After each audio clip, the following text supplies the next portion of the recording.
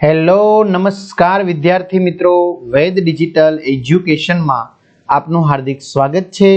આજે આપણે ધોરણ 7 વિષય ગુજરાતી જેમાં નવા પાઠ્યપુસ્તક મુજબ ચેપ્ટર 3 અમારી કામધેનુ જેની આપણે સરસ અને સરળ વિદ્યાર્થી મિત્રો સમજૂતી મેળવવાના છીએ। તો ખાસ ચેનલમાં નવા હોય તો ચેનલ સબસ્ક્રાઇબ કરી વિડીયો લાઈક કરો જેથી તમને ધોરણ 7ના તમામ વિષયના વિડીયોની સમજૂતી સરળ રીતે મળી શકે। વિડીયો લાઈક કરો, તમારા મિત્રો દોસ્તોને શેર કરો।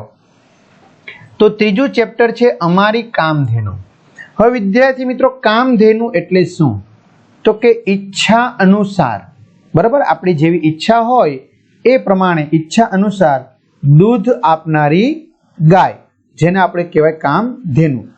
ટૂંકમાં આપણી જે કંઈ મનોકામના હોય એ મનોકામના પૂરી કરનારી એમ પણ કહી શકાય કે સ્વર્ગની એક ગાય, બરાબર, કે જેમના લેખક છે ચંદ્રકાંત પંડ્યા। તો વિદ્યાર્થી મિત્રો, ચંદ્રકાંત પંડ્યા છે એનું પહેલા આપણે સરસ મજાની સમજૂતી લઈ લઈએ, કારણ કે આમાંથી પણ ઘણીવાર એક બે પ્રશ્ન પૂછવામાં આવતા હોય છે। તો ચંદ્રકાંત જેઠાલાલ પંડ્યા ચરોતરના વતની હતા। તો ક્યાંના હતા વિદ્યાર્થી મિત્રો? મધ્ય ગુજરાત ચરોતર ના વતની હતા, રહેવાસી હતા। તેઓ નવસારીની હાઈસ્કૂલમાં શિક્ષક હતા। જો નવસારીની હાઈસ્કૂલ એટલે કે જે માધ્યમિક ઉચ્ચતર માધ્યમિક કહેવાય એમાં તેઓ શિક્ષક હતા। આ ઉપરાંત પત્રકારત્વ સાથે પણ સંકળાયેલા હતા, એટલે કે પત્રકાર પણ કરતા હતા, મીન્સ કે પત્રની અંદર કામ, પત્રકારની અંદર પત્રકાર તરીકેનું કામ કરતા હતા। આઝાદીની ચળવળમાં એમણે સક્રિયપણે ભાગ લીધો હતો। જો ભારત માતાને આઝાદ કરવા માટે, અંગ્રેજોની ગુલામીમાંથી આપણે મુક્ત કરવા માટે જે આઝાદીની ચળવળ હતી એમાં એણે સક્રિયપણે ખૂબ જ ઉત્સાહથી ભાગ લીધો હતો।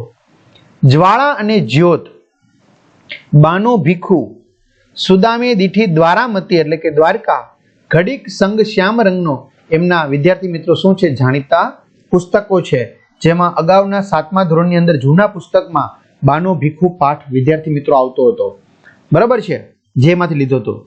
લેખકના જાણીતા પુસ્તક બાનો ભીખુમાંથી આ પાઠ પણ લેવામાં આવ્યો છે। અબોલ પ્રાણી, કે જે બોલી શકતું નથી એવું પ્રાણી સાથેના મનુષ્યના સહજીવન એટલે કે સાથે જીવનના આસ્વાદ નિરૂપણ આ પાઠમાં છે, બરાબર, કે જે પશુ છે એ બોલતું નથી પણ મનુષ્ય સાથે કઈ રીતે સંકળાયેલું છે તો એનું નિરૂપણ આ પાઠમાં કરવામાં આવ્યું છે। બોડી ગાય લેખકના ઘરના સભ્ય જેવી જ બની ગઈ હતી। જો બોડી ગાય કોના જેવી બની ગઈ હતી? લેખકના ઘરના સભ્ય જેવી, બરાબર, જાણે કે ઘરનું કોઈ એક વ્યક્તિ છે। વળી ગામના લોકો પણ તેને બહુ જ આદર આપતા હતા। જો લેખકનું ઘર તો આ ગાયને આદર આપતું હતું જ, પણ સાથે સાથે ગામના લોકો પણ તેને બહુ જ આદર આપતા, માન સન્માન આપતા। એનું સુંદર બયાન અહીં મળે છે, બરાબર। બયાન એટલે વિદ્યાર્થી મિત્રો આપને ખબર છે, પુરાવાઓ।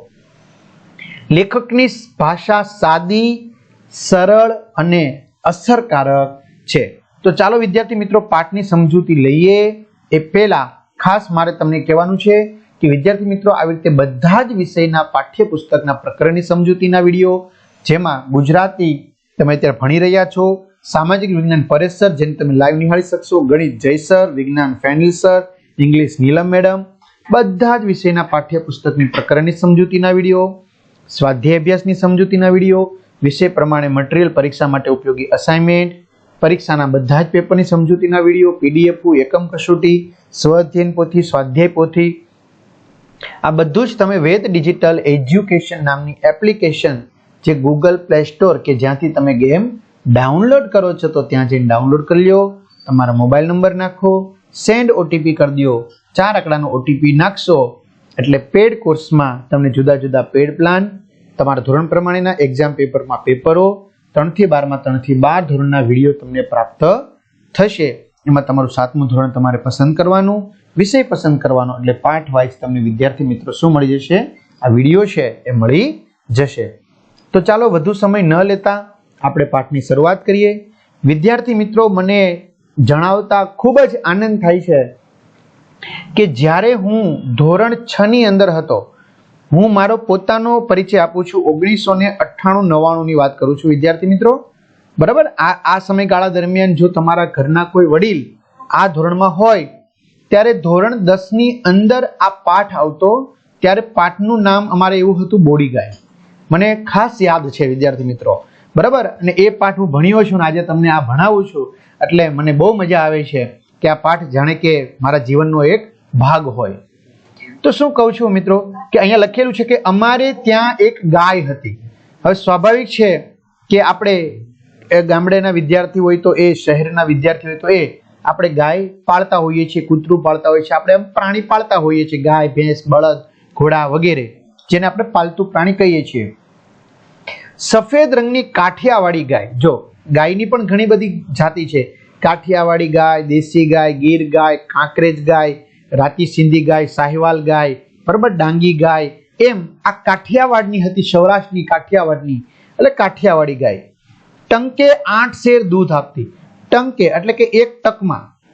હવે વિદ્યાર્થી મિત્રો, સામાન્ય રીતે આપણે ગાય છે એને સવાર અને સાંજ દોહવામાં આવતી હોય છે, બરાબર. તો એક ટંકે એટલે કે એક ટકમાં 8 શેર, શેર એટલે 500 મિલી થાય. તો એવા 8 શેર એટલે 500 મિલી 8 વખત, એટલે કે 4 લીટર દૂધ આપતી હતી, બરાબર. કેટલા લીટર દૂધ આપતી હતી? 4 લીટર. એને શિંગડા નહોતા, એટલે ઘરમાં સૌએ એનું નામ બોડી પાડેલું. જો એને શિંગડા નહોતા એટલે એને શિંગડા નથી, જો એટલે એનું નામ બોડી ગાય પાડેલું હતું. એટલે મિત્રો, મેં તમને કહ્યું ને કે જ્યારે આ 98-99 ની સમયની જો ધોરણ છે ની કોઈ પાસે ચોપડી હોય કે કોઈ ભણ્યું હોય તો એને કદાચ યાદ હોય તો 10મો પાઠ હતો બોડી ગાય. ત્યારે બોડી ગાય, અત્યારે તમારું નામ બદલી નાખ્યું છે કે અમારી કામધેનુ છે. આ બોડી ગાય ઘણી ઊંચી ઓલાદની, સારી નસલની. ઓલાદ એટલે વિદ્યાર્થી મિત્રો આપણે શું કહીશું? સારી નસલની. કદમાં નાની અને દેખાવે સુંદર. જો કદમાં હતી નાની પણ દેખાવમાં બહુ સુંદર હતી. અમારા કુટુંબની એક કામધેનુ હતી.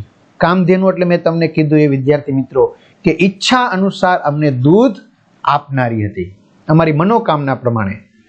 ગમે ત્યારે દૂધની જરૂર પડે, બરાબર. બપોરે 12 વાગ્યે મહેમાન આવ્યા હોય અને દૂધની જરૂર પડે તો 12 વાગ્યે પણ દૂધ આપે.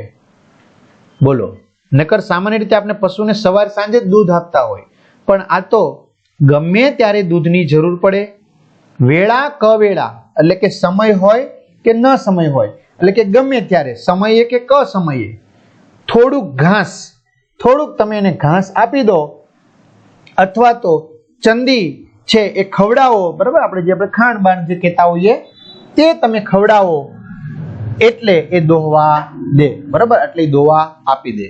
સમય ક સમયે તમે થોડું ઘાસ કે ચંદી ખવડાવી દો, ખાંડ કેવું, બરાબર, તાજું લીલું ઘાસ, તો એ દોહવા દે.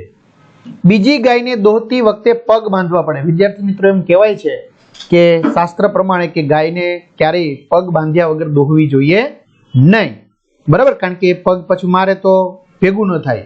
એટલે કે છે બીજી ગાયને દોહતી વખતે પગ બાંધવા પડે, નહીં તો લાત મારે, બરાબર. પગ મારે, લાત મારવી એટલે. પણ બોડી ગાય તો એટલી ગરીબડા સ્વભાવની ને, એટલે કે એટલી બિચારીને કે નાનું છોકરું આંચળમાં હાથ નાખી ખેંચે ને તો દૂધની શેર કાઢે તોય કશું ન કરે. જો હું કહેશે, બાકી સામાન્ય રીતે વિદ્યાર્થી મિત્રો ગાય છે એના આંચળને કોઈ અડે, બરાબર, તો એ પગ માર્યા વગર રહેતી જ નથી. તમે ટ્રાય કરવી કરજો, બરાબર. પરંતુ આ બોડી ગાય તો એટલી ગરીબડા સ્વભાવની કે નાનું છોકરું એના આંચળમાં હાથ નાખી આવે અને દૂધની શેર કાઢે, બરાબર, એને દૂધ દોહવે તો પણ એ કશું ન કરે. ઘરના સૌને એ ઓળખે, ઘરના બધાને એ ઓળખતી. એટલે કે છે ઘરના સૌને એ ઓળખતી હતી. પારકાને બહુ છૂટ ન લેવા દે, બરાબર. પારકા હોય એટલે કે અજાણ્યા. પારકા એટલે કોઈ બીજું નહીં પણ મિત્રો અજાણ્યા. અજાણ્યાને એટલી બધી છૂટ નહીં, એમ અમારા ઘરના તમામ સભ્યોને છૂટ. પગ ઊંચો કરી દૂર ખસી જાય. જો પારકી વ્યક્તિ આવે અને આંચળમાં હાથ દઈ અને શેર કાઢવા જાય તો પગ ઊંચો કરીને દૂર ખસી જાય. ઘણી વાર ગમ્મત ખાતર, એટલે કે મોજ ખાતર, રમત કરવા ખાતર, મજાક ખાતર મેં પણ એના લેખક કે છે આંચળ ખેંચીને વાડકી ભરીને મારા જેટલું દૂધ કાઢ્યું હશે, એટલે કે મારી જરૂરિયાત જેટલું. ઘણીવાર મેં પણ આવી મજાકમાં એના આંચળ ખેંચીને વાડકી ભરીને મારી જેટલી ક્ષમતા હોય એટલું દૂધ કાઢ્યું હશે.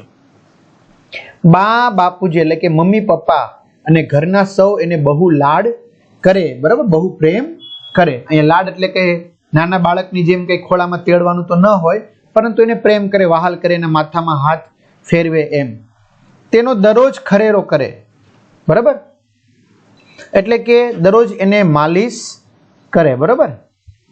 ડોકમાં હાથ ફેરવે તો ડોક ઊંચી કરી હાથ ફેરવા દે, બરાબર. જો અહીંયા ડોક છે ને, અહીંયા ખાસ કરીને અહીંયા આ જે ભાગ છે ને, અહીંયા હાથ ફેરવે ને એટલે એને વધારે પશુની મજા આવે. એને ખાસ લીલું ઘાસ ને સારી રીતે ભરેલો બાફણાનો ટોપલો મળે. જો એને ખાસ લીલું ઘાસ પણ મળે અને બાફણાનો ટોપલો એટલે કે બાફેલા અનાજનો ટોપલું મળે. એનું દૂધ પણ મીઠું અને ગાઢું.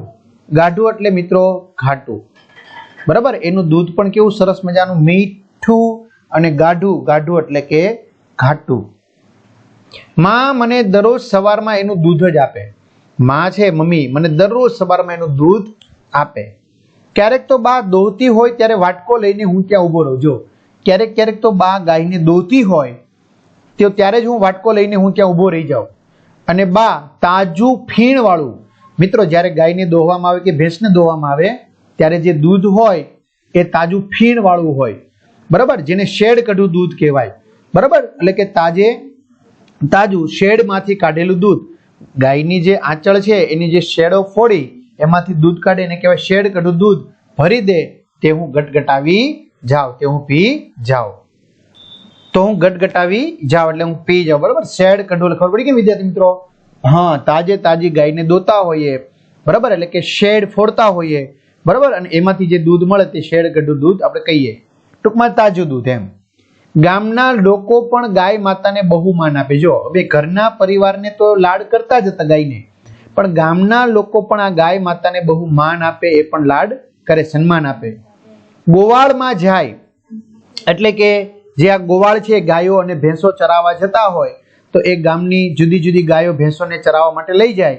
ત્યારે અમારે પણ આ બોડી ગાય છે એ ત્યારે જતી, ત્યારે શ્રદ્ધાળુ લોકો તેને માથે હાથ મૂકી આસ્કા લે, બરાબર. જે શ્રદ્ધાળુ લોકો હોય જેને ગાય પ્રત્યે શ્રદ્ધા હોય એ આસ્કા લે એટલે કે એમની આરતી લે, એમની આરતી ઉતારે, બરાબર, એમને પગે લાગે. વાર તહેવારે સ્ત્રીઓને કુમારિકાઓ એનું પૂજન કરે. જો વાર, સારો વાર હોય, તહેવાર હોય એટલે કે આપણે ખબર છે ને, બળેલ ચોથ આપણે કહેતા હોઈએ, બરાબર ને. તો એ સમયે વાર તહેવારે સ્ત્રીઓને કે કુમારિકાઓ એનું પૂજન કરે. સંક્રાંતિના દિવસે એટલે કે મકર સંક્રાંતિ જે છે, ઉત્તરાયણ જેને આપણે કહીએ છીએ, બરાબર, તો એ સંક્રાંતિના દિવસે લોકો એને ઘૂઘરી ખવડાવે, બરાબર. શું? ઘૂઘરી એટલે કે બાફેલી જાર, ઘઉં કે બાજરીને આપણે ઘૂઘરી કહીએ. તો આમ બોડી ગાય ગામ આખાની લાડકી હતી. જો અમારા ઘરની જ લાડકી હતી એવું નહીં, પણ ગામ આખાની લાડકી હતી. બોડી ગાય અમારા ઘરની સ્વજન હોય, બરાબર, અમારા ઘરની એક જીવિત વ્યક્તિ હોય એમ અમે એને ચાહીએ. એને ચોખ્ખાઈ બહુ ગમે. જો એ બધાને ગમતી ગાય, એનું કારણ શું હતું? એ ચોખ્ખી હતી એટલે એને કે ચોખ્ખાઈ બહુ ગમે. પીઠ, પગ જીભથી ચાટીને ચોખ્ખા રાખે. જો એની પીઠ છે, એના પગ છે, એ જીભથી ચાટે અને ચોખ્ખા રાખે. ગમે ત્યાં ગંદામાં બેસે નહીં. ગમે ત્યાં ગંદુ હોય ત્યાં બેસે નહીં. ગંદુ કદીએ ખાય પણ નહીં. એના વાછરડા પણ સરસ મજાના સુંદર હતા. વાછરડાને એ ચાટીને ચોખ્ખા રાખે એટલે એમ કે ચોકસાઈ બહુ ગમતી. અમે એને બહુ વહાલ કરીએ, બરાબર. અમે આ ગાય છે બોડી ગાય, એને વહાલ ખૂબ જ કરતા હતા. એની સાથે રમીએ, એને નવડાવીએ. ગાયને ક્યારેક નવડાવીએ. લીલી ચાર કાપીને અમારા હાથે ખવડાવીએ. વિદ્યાર્થી મિત્રો તમે જોઈ શકો છો લીલી ચાર, લીલો ચારો છે તો લેખક અને એમની બહેન છે એ લીલો ચારો છે એમને ખવડાવી રહ્યા છે. ગાય એમની જીભ વડે એ વાછરડાનું બચ્ચાને શું કરી રહ્યું છે? ચાટી રહી છે, બરાબર. તો આ રીતે બોડી ગાયના છાણ મૂત્રની પણ બહુ માંગ રહેતી. જો આ બોડી ગાય છે એનું જે છાણ હતું અથવા ગૌમૂત્ર હતું એની બહુ માંગ રહેતી. સારા નરસા પ્રસંગે લોકો બોડીનું છાણ લેવા આવતા. જો સારો પ્રસંગ હોય તોય ભલે, નરસો પ્રસંગ હોય તોય ભલે, કારણ કે આપણને ખબર છે મિત્રો, કોઈ વ્યક્તિ મૃત્યુ પામે એટલે નીચે પેલા છાણની લેપ કરે અને પછી એ વ્યક્તિના મૃતદેહને એની ઉપર સુવડાવે. બરાબર, એટલે નરસો પ્રસંગ કહેવાય. પછી સારો પ્રસંગ હોય, બરાબર, જેમ કે બ્રાહ્મણો જનોય ધારણ કરે તો એ પેલા એ છાણથી એનું લેપન કરતા અને એનો ગૌમૂત્રથી સ્નાન કરતા, જેથી શરીર પવિત્ર બને, મન પવિત્ર બને, વિચારો શુદ્ધ બને, બરાબર. તો એના માટે છાણ લેવા આવતા. તો જ્યારે વિદ્યાર્થી મિત્રો મેં તમને આગળ વાત કરી કે અમે જ્યારે ભણતા ત્યારે આ 10મો પાઠ હતો ત્યારે આટલી બધી હાર્ડ શૈલી નહોતી, એકદમ સરળ શૈલી હતી. અને ત્યારે આ વાક્ય ખાસ આવતું કે ભાઈ બ્રાહ્મણો જ્યારે જનોય ધારણ કરે ત્યારે ગૌ મૂત્ર અને છાણ લેવા આવતા ને એનાથી પોતે સ્નાન કરતા અને ગાયનું છાણનું લેપન કરતા, બરાબર, અને પછી જનોય ધારણ કરતા. એટલે એવું વાક્ય હતું. હવે આ વાક્ય આખું બદલી ગયું છે. બોડીનો ઉબેલ 1.25 વર્ષનો, એટલે કે એક બચ્ચાથી બીજા બચ્ચા સુધીનો જે સમયગાળો હોય બે પ્રસૃતિ વચ્ચેનો એને ઉબેલ કહેવાય. તો ઉબેલ 1.25 વર્ષનો એટલે કે 1.25 વર્ષનું થાય. એક બચ્ચાને જન્મ આપે પછી 1.25 વર્ષ થાય 15 મહિના એટલે પાછું બીજા બચ્ચાને જન્મ આપે, એટલે કે 1.25 વર્ષે વિયાય એટલે કે બચ્ચાને જન્મ આપે. એટલે એનો વંશ વેલો જે હતો, બરાબર, એના બચ્ચાઓનો વેલો એ બહુ મોટો, કારણ કે દર 1.25 વર્ષે એક નવું બચ્ચું જન્મી જાય એટલા માટે. હવે એમાંથી જો વાછરડો હોય નંદી તો એ મોટા થાય એટલે બાપુને ખેતીના બળદ તરીકે કામ આવે. જો વાછરડાને જન્મ આપે તો બાપુને ખેતીમાં મદદ આવે, બરાબર. અને જો બચ્ચાને જન્મ આપે તો આગળ જતા 2-3 વર્ષમાં એ પણ ગાય બની જાય. આજે પણ બોડી ગાયની બીજી પેઢી હયાત છે. જો આજે પણ બોડી ગાય છે એની કેટલામી પેઢી? બીજી પેઢી હયાત છે, એટલે કે છે. એની પોત્રી રમલી ગાય છે. જો દીકરીની દીકરી એટલે એને શું કહેવાય? પોત્રી, એટલે બીજી પેઢી થઈ ગઈ. આ બોડી ગાય, એની દીકરી એટલે પહેલી પેઢી, એની દીકરી એટલે બીજી પેઢી, એટલે રમલી ગાય. આજે ધરમપુરમાં ઘણા કુટુંબમાં બાપુની સ્મૃતિ રૂપે જાણીતી છે. જો એની રમલી ગાય છે, પોત્રી બોડી ગાયની દીકરીની દીકરી, એ આજે ધરમપુરમાં ઘણા કુટુંબમાં બાપુની સ્મૃતિ રૂપે, બરાબર, બાપુની યાદગીરી રૂપે જાણીતી છે. આજે પણ ધરમપુરમાં ઘણા ઘરો રમલી લે કહી લાલચ આપી બોલાવે છે. જો આજે ધરમપુરની અંદર, વલસાડ પાસે જે ધરમપુર આવ્યું એમાં ઘણા ઘરો રમલી લે કહી એવું લાલચ આપે છે, આલે રમલી એમ. પછી એને માથે હાથ ફેરવે છે. એને માટે નિયમિત કંઈક ને કંઈક ખાવાનું રાખી મૂકે છે રમલી માટે. અને રમલી દરરોજ અમુક ઘરની નિયમિત મુલાકાત લે છે. વિદ્યાર્થી મિત્રો, તમે અમુક વિડીયો જોતા હોય તો તમને ખબર હોય કે દરરોજ એ ચોક્કસ ઘરે જતી હોય, અમુક ગાયના વિડીયો હોય, બરાબર, અથવા તો ભગવાનની પ્રદક્ષિણા કરતી હોય. તો આવું તમે જોયું હશે. તો આ પહેલા ભાગની અંદર આટલું રાખીએ. બીજા ભાગની અંદર આપણે આગળની વાત કરશું. તો અહીં સુધી રાખીએ. અસ્તુ. જય હિન્દ, જય ભારત.